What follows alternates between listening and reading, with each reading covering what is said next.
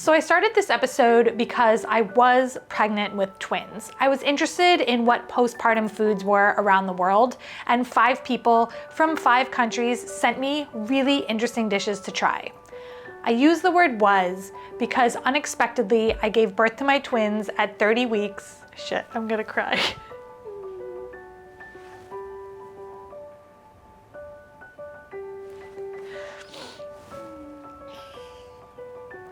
I say was because unexpectedly I gave birth to my twins at 30 weeks, and it put a wrench in the whole episode, as you might imagine. It was a really scary day. I went to the hospital with what I thought were cramps. Turns out they were contractions. I ended up having an emergency C-section, but I'm okay. Babies are in the NICU and they're doing really well. So in this episode, you'll see me cooking the first dish from Greece, but for the rest of them, which we filmed after I delivered my babies, Leia, my amazing friend and assistant, stepped up and is cooking them for me.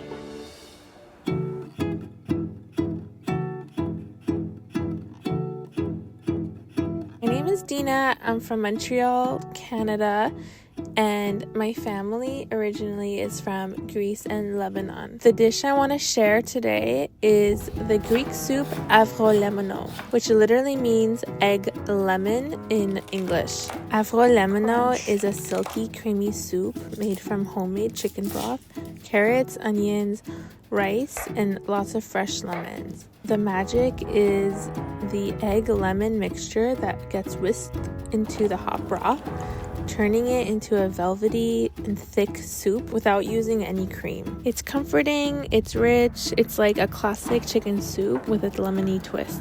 I've learned 2 things about bay leaves in my continuous disregard for bay leaves, and number 1 was that I have been using Indian bay leaves, which don't have the same flavor as, I guess, like American bay leaves.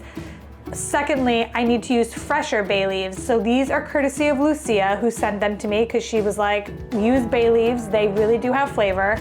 So I'm using 3 of them in this dish. And honestly, they smell really strong and they don't smell like my old Indian bay leaves. So I might be converted into a bay leaf believer, truly. I think it's one of the best things that you can eat after giving birth. The broth provides you with nutrients. The chicken and eggs help give you gentle protein without being too harsh to digest. The stock has been cooking for about an hour now. The house smells amazing. You could obviously use pre-made stock, but I think that because this whole episode is about taking care of somebody and cooking is a love language, making homemade stock definitely falls into that. Ooh, I'm gonna turn this down. Hello.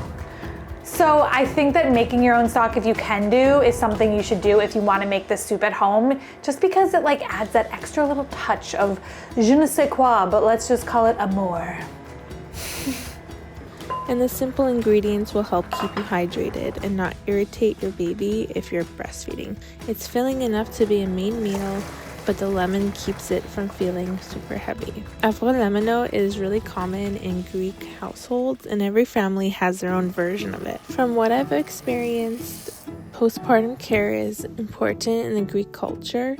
Mothers are usually cared for by their husbands and families, so mom can rest and bond with the baby. Food is so important to help moms recover, but some other traditions include staying home for 40 days, keeping warm, gifting an evil eye, pin or pendant, and the older women make little spitting sounds to protect the baby from envy while giving the baby compliments.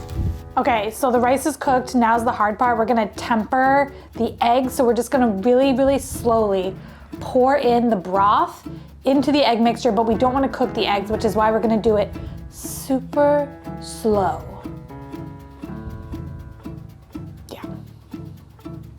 Take some broth, super slow. We're just trying to get the eggs to be like the same temperature as the broth. Oh, now it feels warm. If you're wondering how to tell if it's ready, we're gonna use the finger test where we take our finger, our clean finger, and we stick it in. Yeah, it's warm. Finger test never fails. But don't lick your finger because it's still raw egg. My mother made me Avgolemono soup after my first child was born, and she'll be making it again for me when I give birth in January. I've also made it for my family when I visit them in the hospital after they have their kids. I bring a Tupperware so one of their first meals is something comforting and gentle on their bodies. It's such a good first meal after birth or during the newborn period. I think you should try Avgolemono soup for your own postpartum journey. It's warm, it's nourishing, it's easy on the stomach, and it feels like you're being cared for with every bite.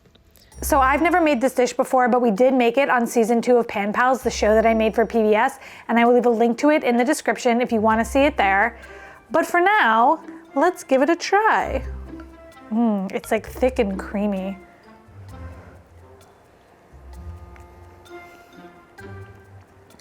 That is delicious and lemony. Wow, the broth is so creamy, and it's amazing because there's no cream in this. It's just the eggs. I really like it. It's very comforting, and I think that what Dina said is right about it being just like a very soft and soothing dish to have. I totally understand why this would be great postpartum. It's cozy, it's warming. You have really nice homemade chicken stock, the gentle vegetables that have been cooked in there.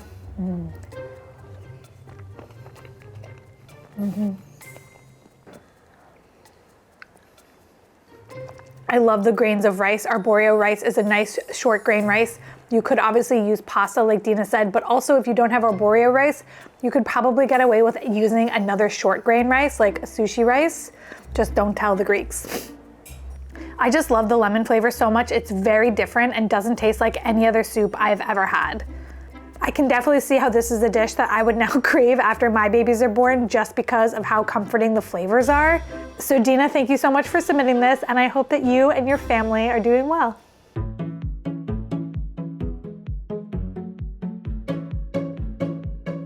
Hi, I'm Tiina, and I live in Helsinki, Finland. Although I'm Finnish, I grew up in New York and moved back to Finland 7 years ago. Today, I'm here to talk to you about one of my favorite pregnancy and postpartum dishes. It is Maa-artisokka ja Papu Keitto, or Sunchoke and bean soup.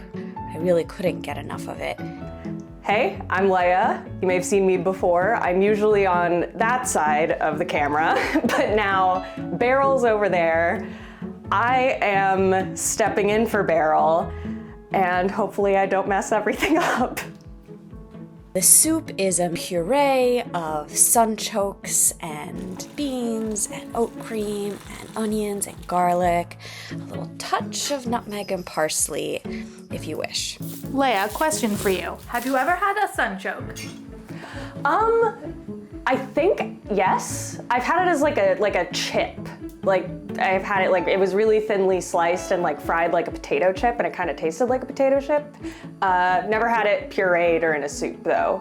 And you can enjoy this soup pureed smooth, or my preferred way of eating it is to leave the beans whole, so you have a little bit of textural contrast. I really like that. The dish is creamy and comforting. It just fills you up and is so nourishing. Sunchokes, extremely beneficial. They're full of soluble fiber that can help your gut bacteria grow. The good bacteria, especially postpartum, that's important for recovery.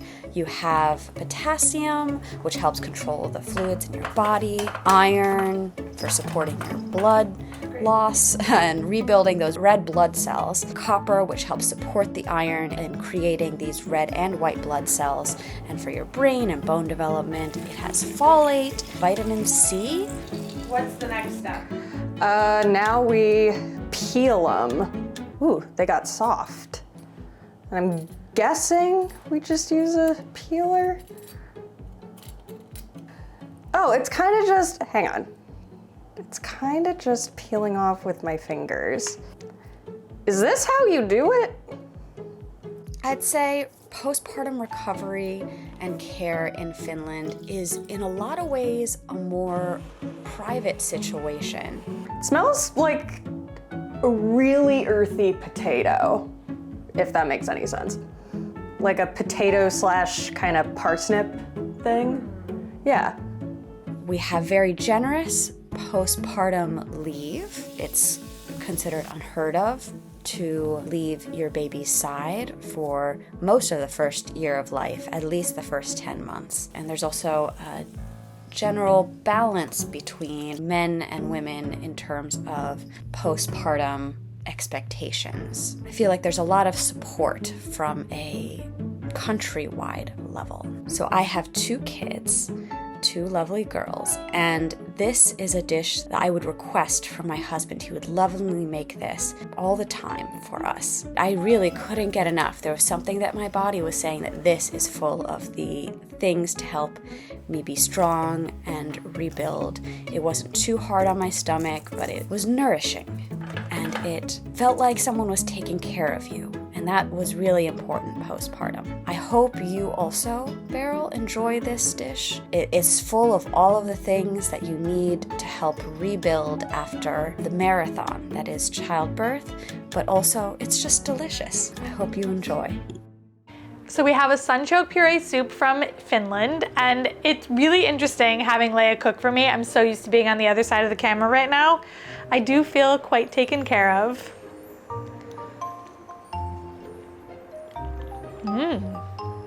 It's so thick and creamy. The sunchokes have a parsnip-like flavor, but a potato-like consistency. And then you have the beans, which are creamy and big, and I like that they're not pureed, so you have a textural difference in the soup. Ooh. A soup is always comforting, but Tiina listed all the benefits that this soup has, like the vitamins and the nutrients, and like, wow. I'm definitely down to eat this, help my body recover from the C-section and mentally recover from everything that's going on. Something like this that does feel like a warm hug is definitely appreciated. It's interesting having somebody cook for me right now. I'm so used to being the chef. It's really nice to step aside, and even watching Leia cook was really interesting because I got to like take a back seat and just kind of chill, and that was fun. One thing that's interesting that I've learned now being postpartum is that there are postnatal vitamins to take because after you've given birth, your body needs a bunch of vitamins and nutrients to help support it. And since then, I have been taking Ritual's postnatal vitamin, who also happens to be the sponsor of today's episode. I'm really excited to be working with Ritual because I've been taking their postnatal vitamins and they've been working out really well for me. One great thing about these postnatal vitamins is that they don't make me feel sick. When I was taking my prenatal vitamins, I had to switch a couple times to find the right one because a lot of them made me nauseous. The difference between prenatal vitamins and postnatal vitamins is that prenatal vitamins are not going to give you all the nutrients that your body is demanding now that you're post-birth, now that you've given birth. So a postnatal vitamin has key ingredients to help support these new nutritional demands. And they're safe if you are breastfeeding, which is a great plus. Ritual's postnatal vitamins have delayed release, which is why they're so easy on the stomach. And it's something that I can do to help take care of my body while I have the demands of my babies in the NICU. It's nice to know that I have something that I'm doing for myself and that I'm doing to help support them. Something that's nice that I learned about Ritual recently is that it's a mom-founded company, and all of their products are third-party tested for heavy metals and microbes. The dosage is 2 capsules daily, and they're lemon or mint scented. Mine are lemon, and it's got such a nice smell to them. Lemony. Some other vitamins I've taken smell kind of gross, and it's nice to have something that smells good, especially if you have a more sensitive stomach. And a great thing about Ritual is that it's a subscription service, so you don't need to ever worry about running out. And if you're thinking, Beryl, I'm not prenatal or postnatal, Ritual has tons of other vitamins available, like a multivitamin, magnesium, omega-3s. They've got a ton. So if you're interested in trying them out, you can use the link in my description for 25% off. And once again, a big thank you to Ritual for sponsoring today's episode.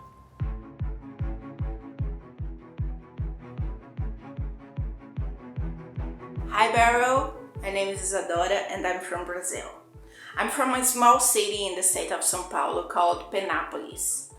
The recipe I am sharing today is called Canja da Parida, New Mother's Soup. The idea is that this is going to be the first meal the woman is going to have right after giving birth. It's a very revigorating dish. It's strong and it's supposed to keep the woman revigorated and healthy to recover from labor hours and then all of the process and to be strong to take care of the new baby. It's basically a chicken soup. The soup is thickened with cornmeal flour or manioc flour. It can be both, but I prefer with the cornmeal. And it's a very rich, thick soup. It's not a strong flavor because you're recovering. It can be super spiced or anything like that, but it gives a lot. It's a way of nursing the mother as she's nursing the new babe. When I had my son, he's 7 now, I remember that I got home from the hospital and I was super tired and all I wanted was to take a shower, sleep and eat. I was hungry. I got the chance to sleep a lot because I had people to help with the baby. When I woke up, my mother was waiting for me at the dinner table with that soup. I'm just jumping in here quickly. My mom makes a lot of chicken broth, and after I gave birth, she brought me down a bunch of chicken broth. So instead of making it, we're gonna use my mom's lovingly made chicken broth that she brought down for me. But we are gonna leave the recipe on the website for how to make the chicken broth yourself. But this is just because my mom made it and we wanna eat it. There we go.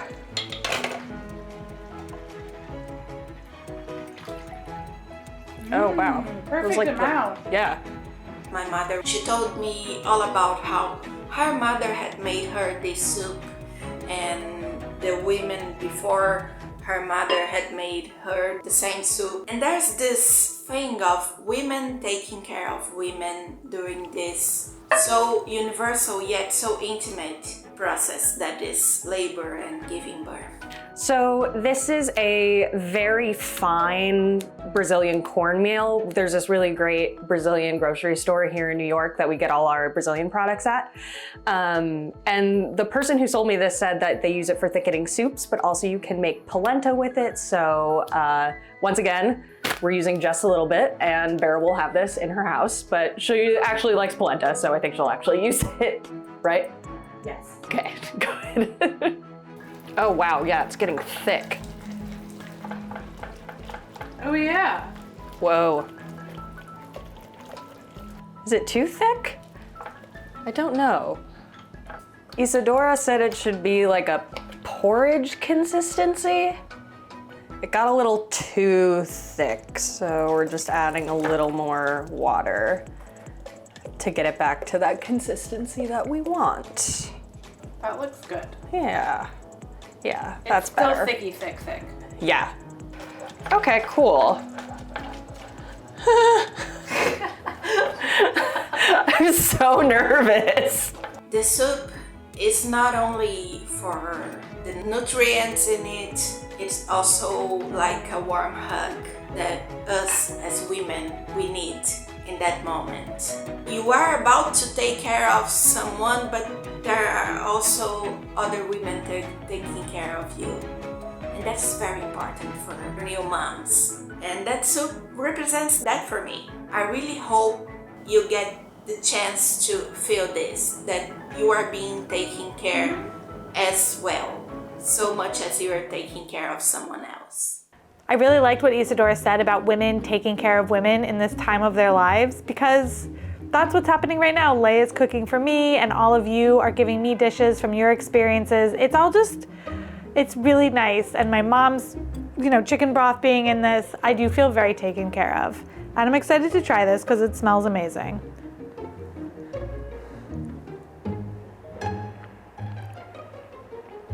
Come on, that's so good. This is healing. Honestly, so I've had a really rough week going to and from the NICU. It's very overwhelming, and having these really comforting dishes so far and knowing that I'm gonna have them for the rest of the week, it's just it makes me feel so good. And I know it's fun that Leia's taking over in the kitchen, but it also I really appreciate it, so thank you. You're welcome. I'm glad I can do this for you.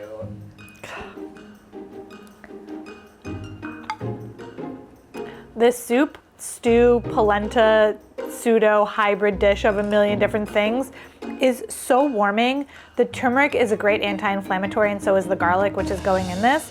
But more than just the properties of it that like are good for healing your body, I would just say that the comfort food level of this is astronomical. The chicken is really soft and juicy, and the cornmeal flour that we put into the chicken broth has made this silky, smooth, polenta-like soup stew dish. It's absolutely fabulous. Rajat and I will be having this before we go back to the NICU today, and it's just one of those dishes I can already tell that like it warms you from the inside, but it also warms you, like it creates a warming environment around you. I really like it.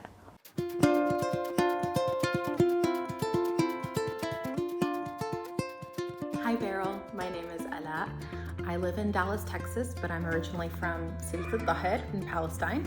The name of the dish that I wanted to share is called Qizha. It's a Nigella seed brownie. It's made from black seed flour.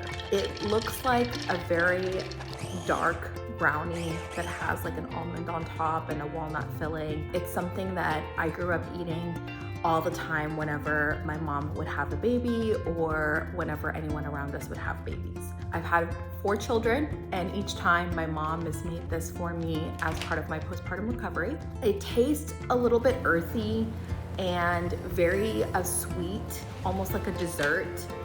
It's a taste that's not very familiar for most people, and it's very much of an acquired taste. I personally love it, mainly because I grew up eating it. So this is black seed paste. Black seeds are the same thing as Nigella seeds. They're used a lot in like Middle Eastern cooking. It's a paste that's blended with the black seeds and sesame, kind of like a tahini. Ala told us where to buy this online, so we'll link it in the description if you want to make this at home. It is like squid ink black. But yeah, look at my fingers. Oh my gosh. Whoa. Whoa. Wow. Whoa. Whoa. The black is black. That's so cool. It's so shiny. Should I taste it? Yeah. Ooh. Oh yeah. It's like tahini, but a little more bitter, which I'm assuming is from the black seeds. Yeah, I feel like in like a brownie kind of cake situation, that might be nice. 10 hours later. I'll just be here for the rest of my life. Oh my God, come on. This is a dish that is common in pockets of Palestine. I know some people in Gaza make it. I know some people in the West Bank make it. So it is popular in certain pockets. However, there's a lot of Palestinians that have never heard of it before. So it is something that's a little bit niche, I would say. How does it feel? It feels really satisfying. It's like Play-Doh. So this is cool. I like learning new baking things. Ingredients I've never worked with, baking techniques I've never done. Okay, so it's like holding its shape. It's all like one mass. It's not crumbling apart. So I think this is what we want. I say I think. I have no idea. How does it feel to be me? Terrifying. And the ingredient in this dish that helps with the postpartum recovery is the Nigella seed. It's specifically, in Arabic, it's called Habbat al-Barakah, which means the seed of blessings. So it's supposed to have a lot of like regenerative properties to make somebody healthier and recover faster. So now somehow we have to do this. I believe in you. Now I understand why Beryl gets so stressed. I'm literally sweating. I definitely think that this is something that you should try and something that you should eat postpartum. If nothing else, it has a lot of really good fats in it with the olive oil, the nigella seed, and the sugar syrup. For me, it really helped with my milk supply. And then it's just something that's very delicious and comforting, specifically for me, because I grew up eating it, but it could be something very comforting because it's typically served a little bit warm if you like that, or it could be served cold. It really doesn't matter, but it is just a very rich dish. I'm glad that I didn't have to make this dish because baking is not my forte, but I think Leia knocked it out of the park. It smells really good, and even though there are walnuts in this, I think I'm gonna like it because there's a lot of sugar.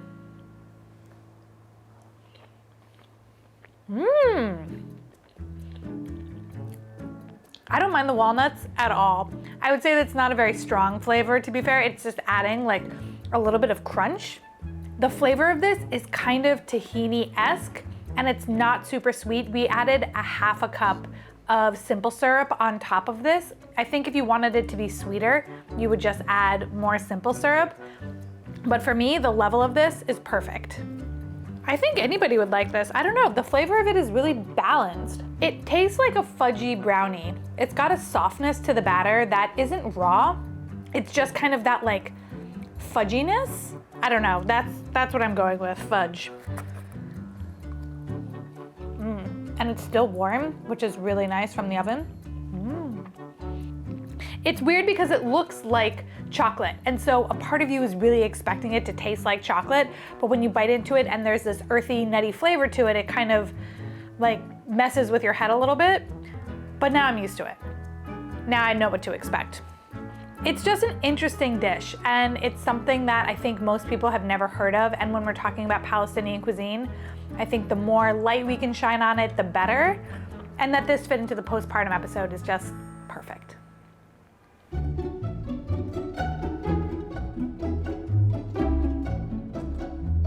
Hi Beryl, my name is Sangeetha and I am from Chennai in South India. The dish I'm going to be sharing with you today is called Poondu Karivepillai Kuzhambu or garlic curry leaves gravy. This dish is warm, comforting, tangy, earthy, very mildly spiced, and is typically served over rice. So the recipe says for the paste that we're gonna grind with some of the chilies and other spices, 5 large cloves of garlic, and then as well, a whole bulb of garlic, like cut in half as the vegetable. I mean, I know garlic's really good for you. My breath is gonna be feisty. Yeah. You wanna go whole bulb? Yeah. Okay, yeah, we're doing it. All right. What do? You just... Put your back into it. Whoa! I put my back into it. Whoa. I think we lost the clove. Where'd it go? Oh. Right there. So I've watched Beryl cook Indian food many, many times. So at the very least I have that to reference. I would never make a dish like this on my own though. I would be way too intimidated. So we'll see what happens. All the garlic. This dish makes for an excellent postpartum meal. It's made with a lot of garlic. Garlic helps with lactation. This dish also has a lot of black pepper. Black pepper helps build immunity. Curry leaves in the dish add fiber and a lot of iron. Gingery oil cools down the body, and the cumin and asafoetida help with bloating in new mothers. Just a little more oil because it seems dry. Postpartum care is a big part of Indian food tradition. The postpartum diet is very simple, home-cooked meals, nothing oily or too spicy or too tangy, nothing heavy.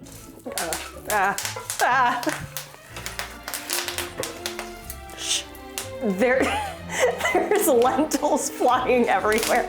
Oh my god. They're sputtering.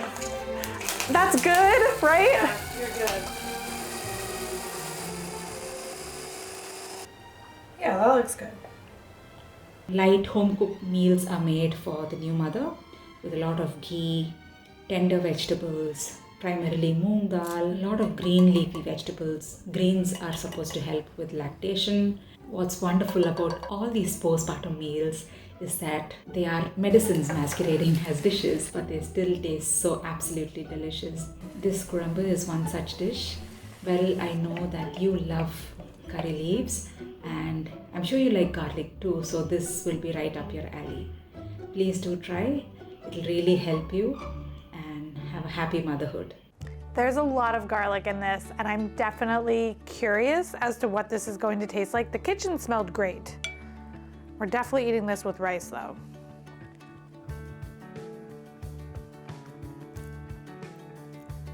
Ooh, it's got like a good kick of spice to it from the garlic. The tamarind is really sour. I use tamarind concentrate instead of a tamarind paste, but I think we have the right ratio here. I want to try, where's the piece of garlic? It all kind of cooked down, so I don't really have big chunks of garlic in here. Oh, well, yes I do. She spoke too soon.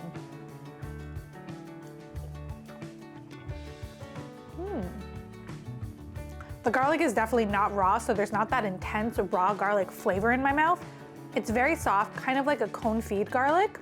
I would say this is a medium spice dish, you know, especially compared to the Brazilian dish I had that was very mild. This is like, has a kick to it. We cook the shallots and the garlic for a really long time. That's one thing about Indian cooking that I've learned. However long you think onions and garlic need to cook, it needs to cook longer. We were talking about how garlic forward this dish was going to be. Like, don't get me wrong, this is a garlicky dish, but it's not garlicky in a way that's too overpowering. I would say this is a sour and garlic dish.